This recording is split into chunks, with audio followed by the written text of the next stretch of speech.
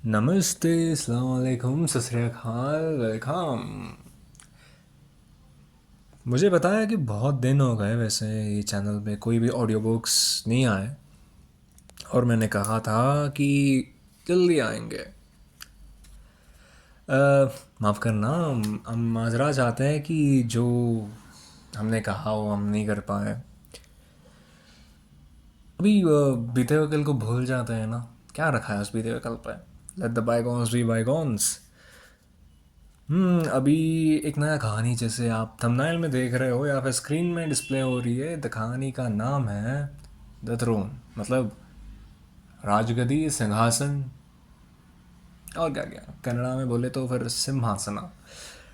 हाँ, इस कहानी की और भी ज़बान पे आएगी। जो भी अभी स्टोरी रीडिंग होने वाला है या फिर नरेटिंग होने वाली है वो जल्दी आएगी, और भी भाषा में। यार जल्दी का तो मैं लफ्ज़ इस्तेमाल ही नहीं करूँगा, वक्त लग सकता है मगर आएगा ज़रूर। हाँ। वैसे अभी हम बिगिन करने वाले हैं इस कहानी की पहला वॉल्यूम, द ट्रेजेडी। ऐसा क्यों? कहानी की शुरू होते ही ट्रेजेडी आ गई। हमें कभी अंदाज़ा था नहीं कि एक ऐसी कहानी जिसकी शुरुआत में ट्रेजेडी हो सकती है। चलो कहानी में झांकते हैं, तभी तो पता चलेगा कि इसे ट्रेजेडी क्यों कहा जाएगा।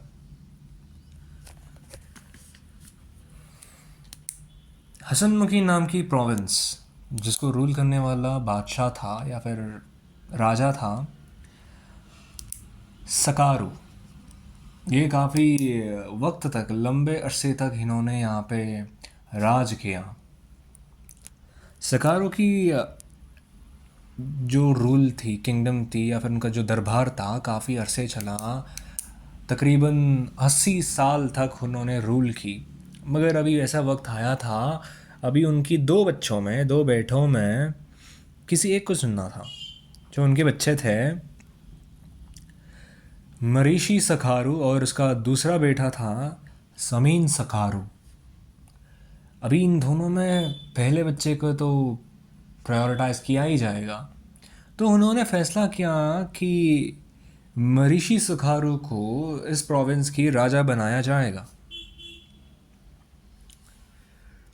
अभी इस बात से छोटे के दिल तक ना तो होना ही था, क्योंकि ऐसा तो नहीं कि वो किसी चीज़ में उसकी बड़े भाई से कम था।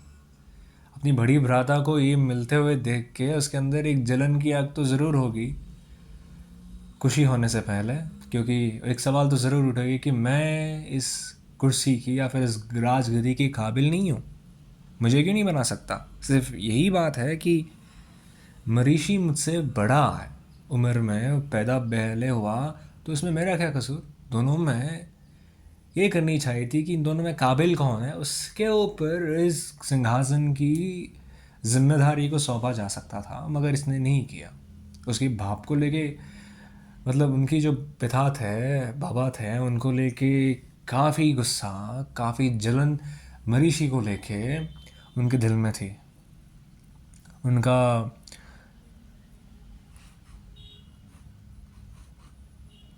उनकी वो जो सेरेमनी थी जिससे उसकी राजगद्दी सौंपा जा सकता है, वो भी हो गया। उनको थ्रोन भी मिल गई। मगर ये कहानी इन दोनों भाई का पार्शियली है, मगर पूरा नहीं। अभी जो हुआ सो हुआ। अब तो ये एक्स किंग बन गए, मतलब पहले राजा हुआ करते थे, अब अपने बड़े बेटे को ये जिम्मेदारी सौंप के ये काफ़ी फ्री हो गए थे जिम्मेदारियों से। इसीलिए उन्होंने फैसला किया कि अभी वैसे जिम्मेदारी तो सौंप दिया, बड़े बेटे को राजगद्दी दे दी, छोटे बेटे को मैंने मंत्री बना दिया ताकि जो काउंसिल ऑफ मिनिस्टर्स है ये संभाल लेगा। अभी एक ही चीज़ बचा है, वो है इनका शादी कराना। अभी यहाँ पे भी एक ऐसी हेट्रेड शुरू होती है, नफ़रत शुरू होती है, क्योंकि ये शादी का फैसला भी ऐसा ही हो गया। जब इनके लिए लड़की या फिर रिश्ता ढूंढने शुरू किया, तब इनका रिश्ता भी तय हो गई। मरीशी की शादी थोड़ी दूर की प्रोविंस का जो शहजादियाँ थे, उनकी छोटी शहजादी इनको पसंद आ गई। तो छोटी शहज़ादी का नाम था महल, और बड़ी शहज़ादी की नाम थी नफीसा। अभी जैसे मरीशी ने पसंद की तो फिर वो बड़ी या छोटी ये नहीं देखा गया। वो छोटी बहन होने के नाते भी मरीशी एक बादशाह था, एक किंग था, इसलिए उनको महारानी बना दी गई। यूजुअली अभी राजा का बेगम, मतलब हाँ, बादशाह की बेगम ही होगी ना, जैसे जो भी उससे शादी करेगी। तो इसलिए मरीशी की जो जो अभी महल से शादी हो गई वो बन गए महल सकारो। अब वो हसनमुखी प्रोविंस के महारानी बने, बेगम बने। अभी समीन सकारो की शादी हो गई उनकी बड़ी शहज़ादी से, वो है नफीसा सकारो। अभी सकारो बनी गई क्योंकि ना उन्होंने समीन से शादी की, अभी सकारो फैमिली के हिस्सा बन गए।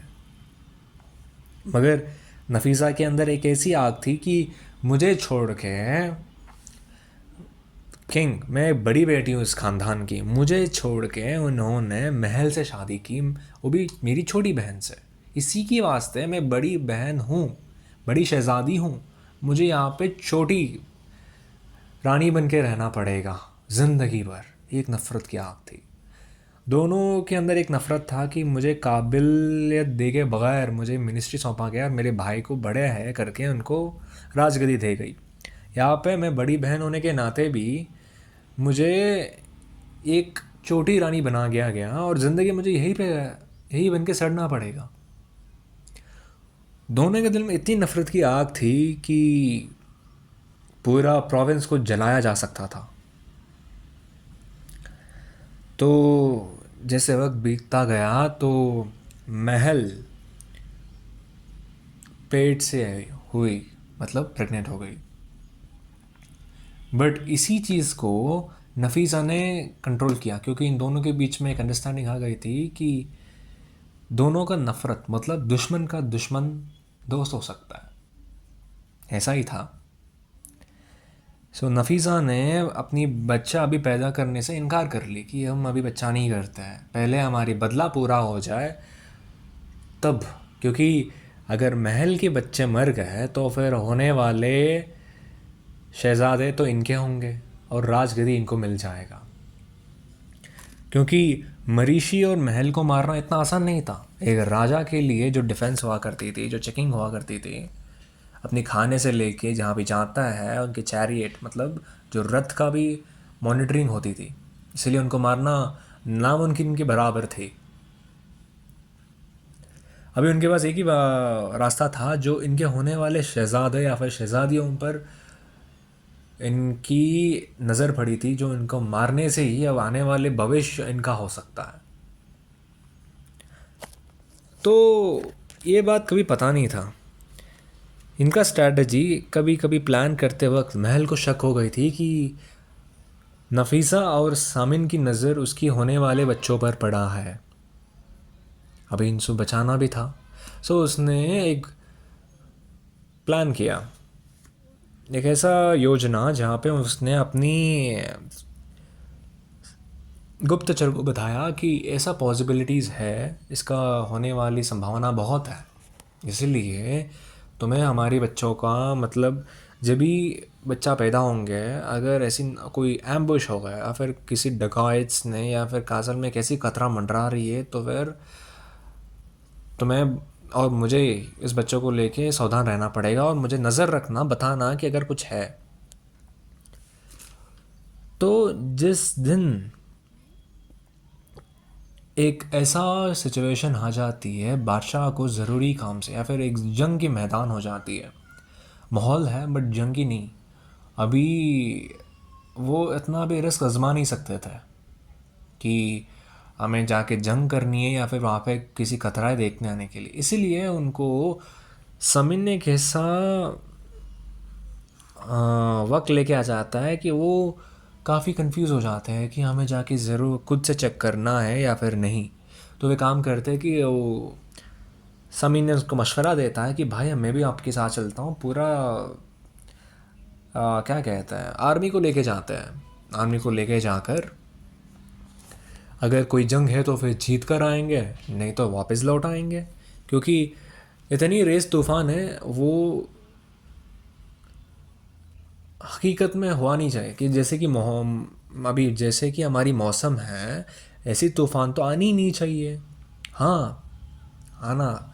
जैसे मौसम तो बारिश की थी मगर तूफ़ान आ रहा था। मगर ये तूफ़ान ज़मीन का एक योजना था। उसने एक ऐसी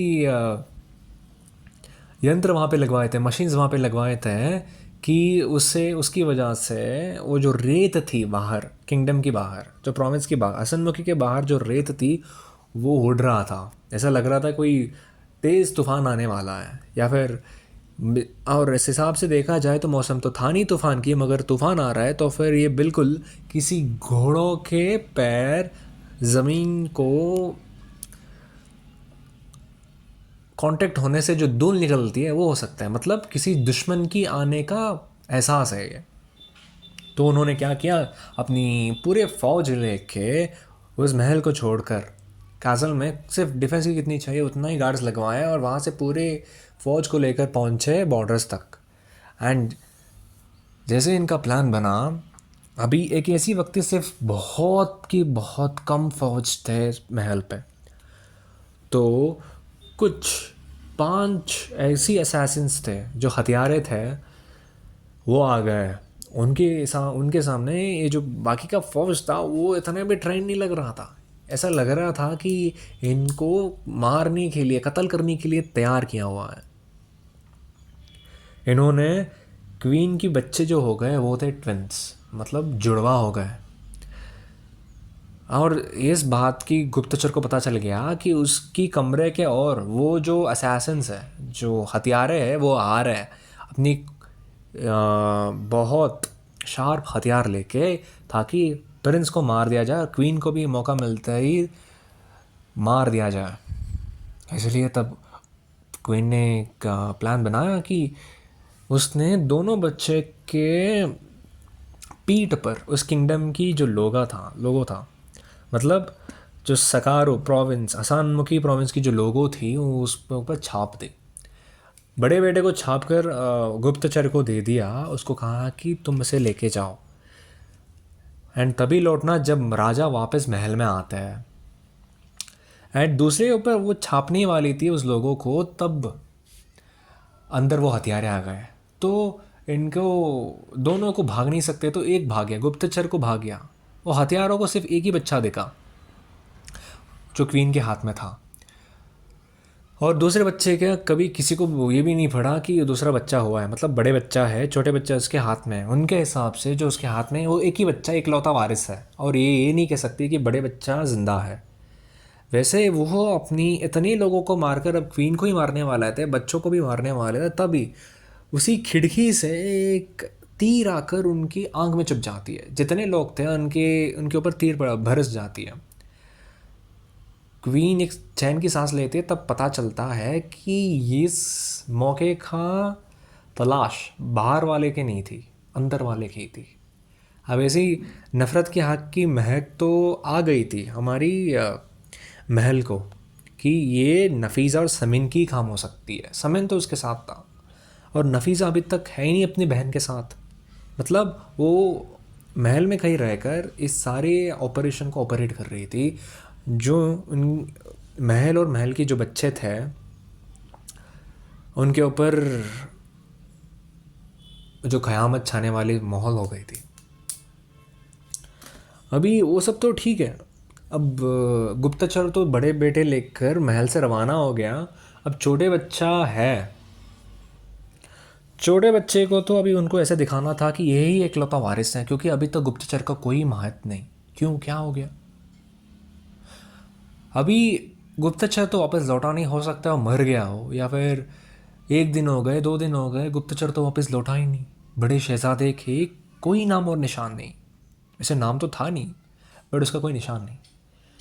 अब इस बात से लेके किसी और फौजी से या फिर किसी और सखी से ये बात नहीं कर सकती थी कि मेरा एक बेटा है, उसको लेके गुप्तचर भाग गया है, वो है कहाँ ढूंढना पड़ेगा, या गुप्तचर ने उसका अगवा कर लिया, या फिर किसी मुसीबत में गुप्तचर है इसलिए वो बच्चे को लेके नहीं आ पा रहा।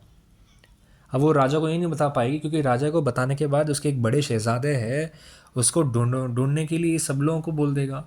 बट अब उसकी खुद की भाई और उसको भाई की जो बेगम है, वही इस पूरे मस्करेड के पीछे है, मतलब इस साजिश के पीछे है। ये बताने के लिए उनके पास कोई भी प्रूफ नहीं है, साक्षी नहीं है। हुआ क्या, उसने देखा, उसके बस एक ही उम्मीद थी, मैंने अपनी बड़ी शहजादे के पीठ पे इस किंगडम की लोगो छापा है, जिसकी पीठ पे भी वो लोगो होगा वही मेरा बेटा होगा। और एक हफ्ते के बाद गुप्तचर की लाश मिलती है, पता नहीं इसने किसने मारा, बस उसकी सीने पे सड़ा हुआ बॉडी थी, सड़ा हुआ जिस्म है उसकी, जिस पे किसी ने खंजर घुसाया है। वो बता नहीं सकती कि उसके हाथ में शहज़ादा था, अब शहज़ादे का क्या हाल हो चुकी है। बट शहज़ादे का क्या हाल है, इस तरफ की कहानी मैं आपको सुनाऊंगा। जैसे गुप्तचर भागा, वो वापस लौट नहीं सकता था, क्योंकि बाहर भी असैसिन्स थे। इसलिए उस बच्चे को लेके उसने कहा कि फ़िलहाल के लिए इस प्रोविंस में इस शहज़ादे को रहना अच्छी बात नहीं। उसने उसकी दोस्त था जो एक बड़ा सा नाव को चलाता था, इसी उसके हाथ में वो दे दिया, कहा कि ये शहज़ादा है, इस बात की राज तुम अपने पास रखना और किसी को मत बताना है कि तुम्हारा, मतलब ये इस ख़ानदान की होने वाला भविष्य है, मतलब ख़ानदान की नहीं, पूरे प्रोविंस की होने वाला भविष्य है। इसीलिए इसको सेफगार्ड करना है। इसको जब 5 साल हो जाएगी तब इसको यहाँ पे लेके आना, और लेके आके सीधा दरबार पे आना। दरबार आने से पहले किसी को मत बताना कि तुम शहजादे के लेके आए हो, सीधा किसी बहाने से राजा के पास इसको लेके आना, तब बताना। नहीं तो रानी के पास लेके आना, उसे बताना, तब वही बता सकती है। और उसका निशान है ये, जो उसके पीठ पीछे जो निशान है, यही इसका निशान है कि ये बड़े शहज़ादा है। वो कहता है कि ठीक है दोस्त। वो क्या, अभी वापस वो लौटेगा तो फिर रानी से मिलने के बहाने बहुत, ये जो एम्बुश हुआ, जो भी इतने हादसे हुए, उसके बाद वो रानी से मिलने जाएगा तो फिर इनकी भाई, मतलब जो समीर और नफीसा की आंखें इन पर पड़ सकती है, और कभी ना कभी किसी तरीके से ये उस गुप्तचर के मुंह से निकाल देंगे कि इसका एक बड़े बेटा है जो वारिस है, एक और बेटा है। तब बड़े शहज़ादे की जान खतरे में पड़ जाएगी। इसी सोचते हुए उसने कहा कि मैंने और एक रास्ता तो बना ही दिया शहज़ादे के लौटने के लिए, अब मेरा ज़बान हमेशा हमेशा के लिए बंद रहना है तो फिर मुझे मरना ही पड़ेगा, करके उसने खुद आत्महत्या कर लेता है, ही कमिट सुसाइड। अब जैसे इसने ले गया उस बच्चे को, शहज़ादे को, तब एक तेज़ तूफ़ान थी, तूफ़ान को भी पार करके वो नाव आगे गुजरती है। मगर उनके एक तकदीर में भी एक क़यामत थी। वो नाव एक पायरेट, मतलब एक समुद्री ढाकू के जो शहज़ादा, मतलब समुद्री ढाकों को भी एक राजा होता है, उस बादशाह के हाथ में फंस गए। उसने शिप में रहने वाले, लूटने के बजाय शिप में रहने वाले हर एक सेलर और कैप्टन जो अभी उस शहज़ादे का देखभाल कर रहा है, उसको भी मार देता है। लौटते वक्त उसे एक आवाज़ आती है बच्चे के रोने की, तो उस बच्चे के पास जाता है। उसे याद आती है कि उसकी बेगम, मतलब उसकी जो बीवी है, वो भी, उसको बच्चा नहीं हो रहा है, बग़ैर बच्चे की ज़िंदगी जीना वो दर्द जानता है। वो ऐसा हाल में है कि उसका कभी बच्चा हो ही नहीं सकता, तो ये बच्चा उसकी दर्द मिटा सकता था। उसने कहा कि उसको, उस बच्चे को मुस्कराते हुए लिया गया अपनी बाहों में, लेते हुए उसकी शिप में लेके गया, लेके जाके उसको बीवी को दिखाया कि देखो, अब तुम्हें भी एक शहज़ादा मिल गया है, हमें अफसोस करने की ज़रूरत नहीं कि हमें बच्चा नहीं हुआ, अब से हम दोनों का बच्चा यही है, लगता है कि खुदा ने हम दोनों के लिए भेजा है। उसने हाथ में लेती है, मुस्कराते हुए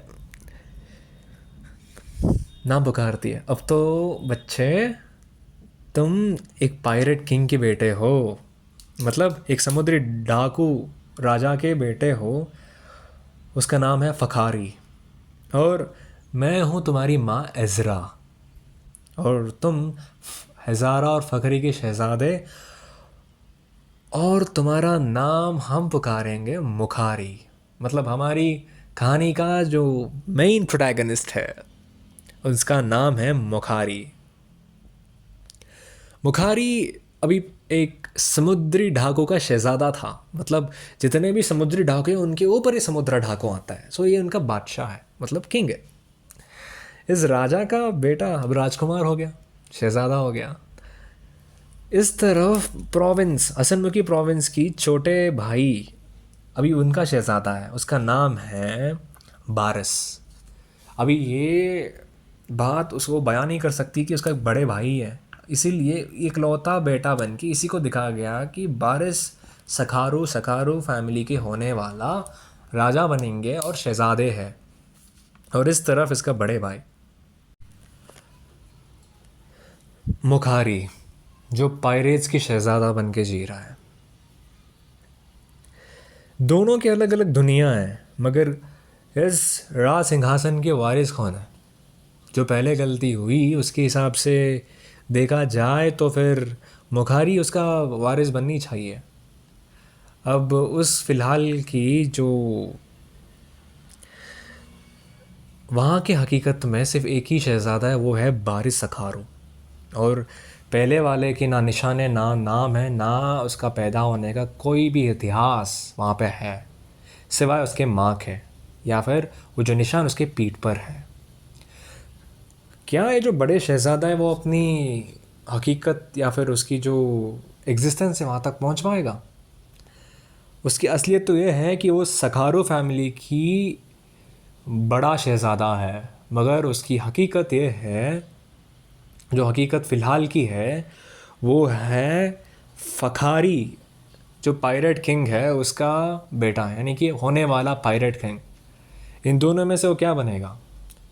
हसनमुखी के होने वाला सम्राट या फिर पायरेट्स की होने वाला सम्राट?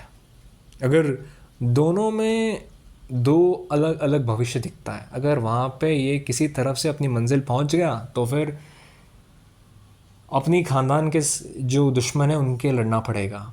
अगर ये वाली तकदीर इसका हो गई, नसीब हो गई, तो फिर अपनी खुद की भाई के खिलाफ उसे जाना पड़ेगा, क्योंकि पायरेट्स और ये जो सम्राट हैं सनमुखी के, ये कट्ठे दुश्मन हैं। इनकी तकदीर में एक ऐसी मोड़ आ गई कि आने वाला भविष्य क्या हो सकता है किसी को भी नहीं पता, वो अनजान है। मगर मुखारी क्या अपनी माँ के पास लौट पाएगा, या फिर वो अपनी भाई की दुश्मन बन के मरेगा, या फिर बारिस मुखारी के हाथ मरेगा? नहीं तो इन दोनों की असलियत सामने आकर जो इस पूरे साजिश की आर्किटेक्ट है, समीन और नफीज़ा, इन दोनों को हरा पाएंगे? ये भी अभी भी राज है। मगर महल को तो अभी उम्मीद है कि उसका शहज़ादा ज़रूर लौटेगा, इसीलिए वो एक और गुप्तचर को नॉमिनेट करती है। वो कहती है कि इस टेरिटरी में या फिर इस टेरिटरी के बाहर किसी बच्चे या फिर किसी शहज़ादा, किसी मर्द या फिर लड़के के पीठ पे इस प्रोविंस की निशान है तो उसे फ़ौरन लेके आना, बट इस बात की किसी को भनक नहीं पड़नी चाहिए, किसी को पता तक नहीं चलनी चाहिए। और अब इस कहानी की असली मोड़ शुरू होने वाली है, क्योंकि अभी ऐसा वक्त आ जाती है जिस पे मरीशी चाहता है कि बारिस इस ख़ानदान की जो राजगद्दी है वो संभाले, और फ़खारी ने पायरेट किंग की दर्जा ऑलरेडी मुखारी को दे चुका है। और उससे पहले वो कहता है, मतलब मरीशी कहता है कि तुम्हें राजगद्दी तभी मिलेगी जब तुम इस नया पायरेट किंग को पकड़कर हमारे सामने झुकाओगे। मतलब उसकी खुद की भाई जो उससे अनजान है, इस बात से अनजान है कि वो अपनी खुद की भाई के खिलाफ जाना पड़ेगा। इस कहानी का नेक्स्ट चैप्टर में पता करें कि इन दोनों के बीच में क्या होता है। तो चलिए मिलते हैं अगले चैप्टर में, तब तक के लिए गुड बाय।